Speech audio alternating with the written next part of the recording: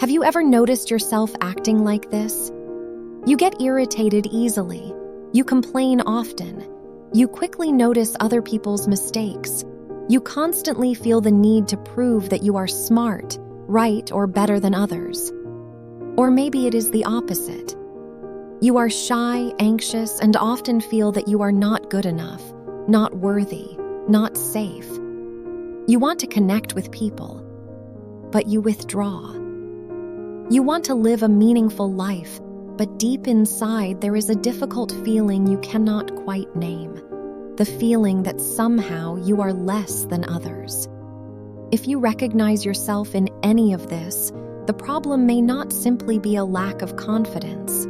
There may be an inferiority feeling quietly shaping how you live, how you love, how you work, and even how you understand the meaning of life. But here's the important part. Inferiority is not your enemy. If directed well, it can become the force that helps you grow. But if directed poorly, it can lead you into competition, isolation, control, and a life that feels more and more empty. Today's book is What Life Could Mean to You by the Austrian psychologist Alfred Adler. It is one of the important works of individual psychology. What makes Adler's view special is that he does not see human beings as complete victims of the past.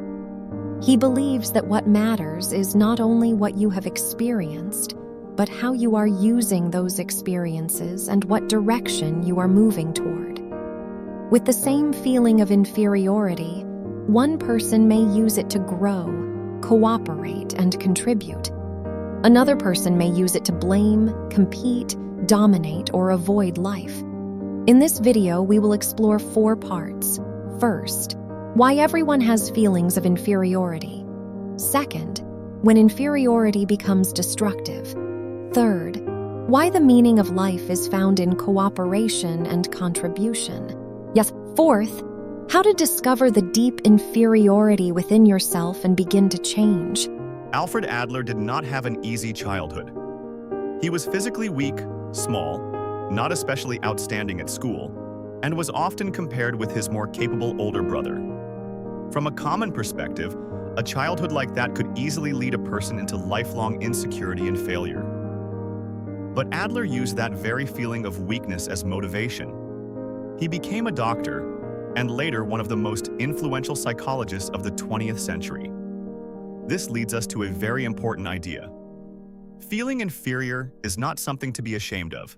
In reality, almost everyone has some kind of inferiority feeling. Inferiority about appearance, education, family background, income, not being as talented as others, not yet becoming the person we wish to be. But when understood correctly, inferiority is a signal that you want to move upward. A physically small person may want to train and become stronger. Someone who grew up poor may work hard to build a better life. Someone who was once looked down on may learn, develop, and become more useful to others.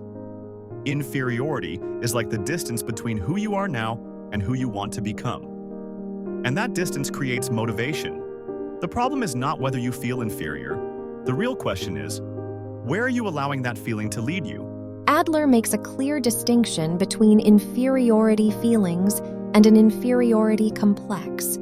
An inferiority feeling is normal. It can help you learn, try harder, and improve yourself. But an inferiority complex appears when you become trapped in the feeling of being lesser, to the point that your way of living becomes distorted. There are 2 common patterns. The first is withdrawal. You feel you are not good enough. You do not dare to try. You do not dare to love. You do not dare to connect. You avoid new environments. You fear judgment, rejection, and failure. You use inferiority as a reason to avoid life. The second pattern is more dangerous because it can look like confidence. This is the superiority complex. A person who constantly brags, always wants to win, always needs to prove they are better, and often looks down on others may not be truly confident. They may simply be trying to hide their inner weakness. The smaller they feel inside, the bigger they need to appear outside. The more insecure they are, the more they need control. The more they fear being looked down on, the more quickly they criticize others first. So both extreme inferiority and excessive confidence can come from the same root, a self that is not yet truly stable. You can observe yourself through a few signs. Do you constantly compare yourself with others? Do you often feel unworthy? Do you withdraw from relationships? Do you easily become angry, hostile, or disappointed? Or on the other side, do you constantly seek attention, recognition, and the feeling of being special? Do you often talk about your achievements? Feel overly sensitive to criticism, or enjoy finding faults in others? If so, do not rush to hate yourself. See it as a signal. There may be an inferiority feeling inside you that has not yet been properly understood. According to Adler, many human problems come from one thing: a lack of cooperation. When we are controlled by inferiority, we often move in one of two directions. The first is withdrawal, isolating ourselves and avoiding others so we will not be hurt. The second is competition, possessing, controlling, and trying to prove that we are superior. Both directions take us away from the meaning of life. For Adler, meaning is not found in being better than other people. It is not found in how much money you make. It is not found in how large your house is, how expensive your car is, or how high your status becomes. True meaning is found in the question, what can I contribute to others? How can I connect with society? How can I use my abilities, pain, and experience to be useful to life? Adler believed that a meaningful life must be one whose value can be shared with others. If all your effort revolves only around elevating your ego, you may achieve many outer things and still feel empty inside. But when you shift from, I must prove myself, to, what can I contribute? Inferiority begins to transform. You no longer need to be above others in order to feel valuable. You are valuable because you are participating in shared life. You are helping someone, doing your work well, caring for a relationship, creating something useful, making the world around you slightly better. That is the path from inferiority to true excellence. Not excellence that places you above others, but the kind of excellence that helps you rise beyond your old self and become more useful. Adler believed that no matter who you are, life places three major tasks before you. The first is work. You must find a way to survive, work, create value, and contribute to society. The second is social relationships. You cannot live completely separate from others. You need friendship, community, cooperation, and connection. The third is love and family. This is where human beings learn intimacy, trust, sacrifice, companionship, and how to build a shared life. What do all three tasks have in common? They all require cooperation. You cannot work well if you do not know how to cooperate. You cannot build deep friendship if you only protect your ego. You cannot create lasting love if you only want to control, possess, or use another person to fill the inferiority inside you. So if you are facing repeated problems in work, relationships, or love, the question may not only be, what did they do wrong, but how am I cooperating?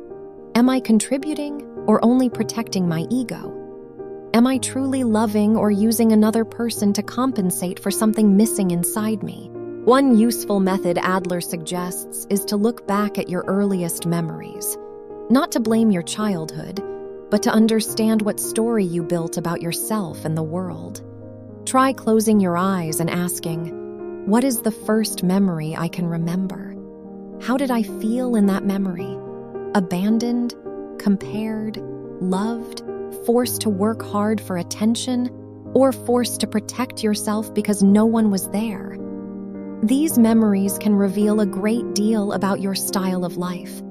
Some people grow up believing, "I must be excellent in order to be loved." Some believe, "The world is not safe, so I should not trust anyone." Some believe, "If I act weak, people will come to me." Some believe, "I must win, or I have no value." Once you see this hidden story, you begin to gain the power to choose again. You do not have to keep living from an old inferiority. You can ask, does this belief still help me live better? Or is it making me isolated, competitive, controlling, and unhappy? From there, you can begin to redirect your life, from avoidance to connection, from proving yourself to contributing, from inferiority to cooperation. In the end, inferiority is not something you need to be ashamed of. It is deeply human. Everyone has empty spaces, wounds, and feelings of not being enough, but you have the right to decide how you will use that feeling. You can use it to avoid life. You can use it to compete, control, and prove that you are better than others. Or you can use it as a starting point for growth, to learn more, cooperate better, love more deeply, and contribute something useful to others. The value of a person is not found in how much they achieve only for themselves. It is found in what they contribute to shared life. So after this video, whenever you feel inferior, compare yourself, feel jealous, want to prove yourself, or want to withdraw, pause for a moment and ask, where is this inferiority leading me? If it is pulling you into isolation, choose connection. If it is pulling you into competition, choose cooperation. If it is making you look only at yourself, ask who you can help today. Because sometimes the meaning of life is not found by staring endlessly at what you lack. It is found when you step beyond yourself and begin contributing to something greater than yourself. If this video was helpful, save it and return to it whenever you need a reminder to move beyond inferiority. And if you know someone who feels inferior, withdraws from life, or constantly feels the need to prove themselves, share this video with them. Do not forget to like, subscribe, and turn on the notification bell so we can keep becoming a better version of ourselves every day. Thank you for listening. I will see you in the next video.